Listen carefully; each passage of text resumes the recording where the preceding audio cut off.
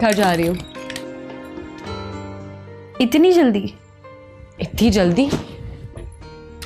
ओह, पूरे 2 दिन हुए। ओके, हाफिज। अम्मा, मैं जा रही हूँ।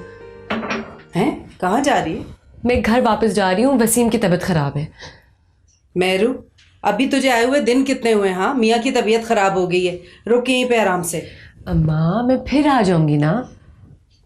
अच्छा ठीक है, रुक जा, फिर भाई को आने दे। दफ्तर के बाद चला गया था कहीं काम से, आता ही होगा, छोड़ देगा तुझे।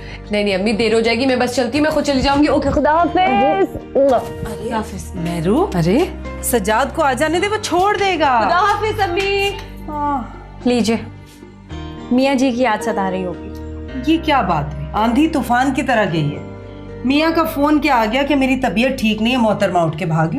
अरे तो आपको क्या है, जाने दें। हाँ तो मैंने कौन सा रोक लिया, चली गई है ना।